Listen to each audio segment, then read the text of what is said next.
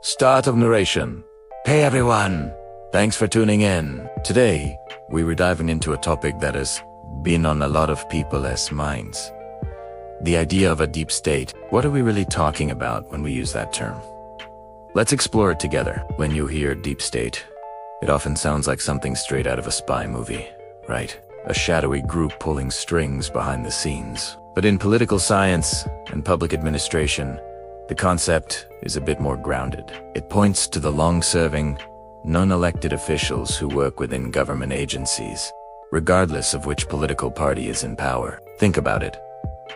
Presidents and their political appointees come and go every 4 or 8 years. But the people who work in agencies like the Department of State, the intelligence community, or the Environmental Protection Agency often have careers spanning decades. They're the experts, the institutional memory. They've seen policies come and go, and they have a deep understanding of how their agencies function and the long-term goals they were meant to serve. This is where the conversation gets interesting. On one hand, having a stable, professional bureaucracy is essential for a functioning country. You won't experience people managing complex issues like national security, public health, and economic policy. They provide continuity and stability, ensuring that the day-to-day business of government continues, no matter who is in the White House. This structure prevents radical, sudden shifts that could be disruptive.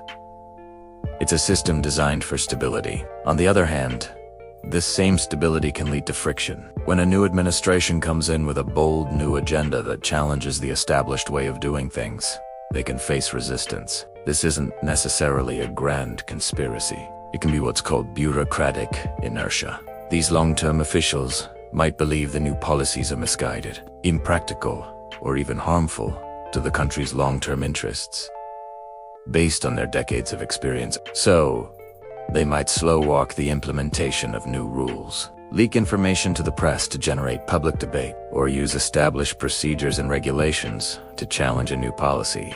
From their perspective, they're protecting the institution and the country from what they see as a potential mistake.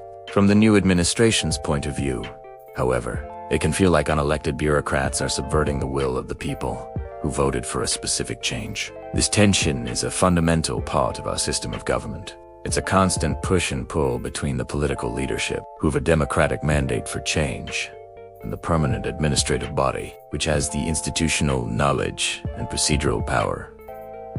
Let's look at some historical context. The idea isn't new. Presidents from all political backgrounds have expressed frustration with the federal bureaucracy.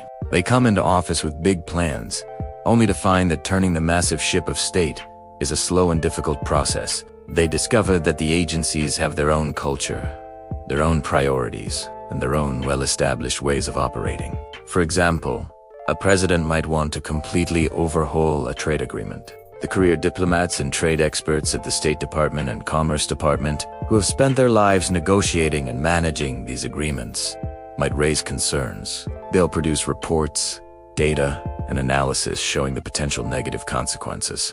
Is this them acting as a deep state to undermine the president? Or is it them doing their jobs as public servants, providing expert advice to ensure a well-informed decision? The answer really depends on your perspective. The core of the issue is about power and accountability. Elected officials are accountable to the voters. We can vote them out if we don't like their performance. But who are career civil servants accountable to? They're accountable to the law, to their agency's mission, and to professional standards. Their long tenure is designed to insulate them from political pressure, allowing them to make impartial decisions based on facts and expertise. But that same insulation can be seen as a lack of accountability to the public's current mood, or the platform of a newly elected leader. It creates a fascinating and complex dynamic within our democracy. It's not necessarily about secret societies, but about the inherent structure of modern governance. It's about the tension between political change and institutional stability.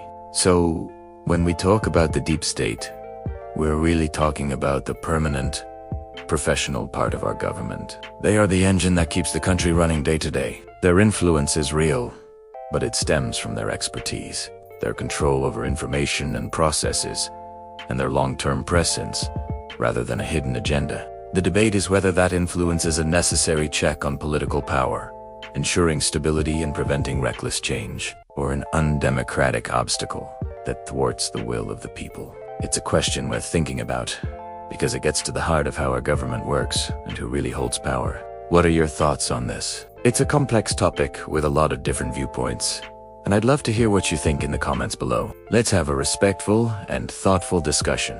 Thanks so much for watching and for engaging with these big ideas. If you found this breakdown helpful and want to explore more topics like this, please hit that like button and consider subscribing to the channel. It really helps us continue making these videos. We'll see you in the next one.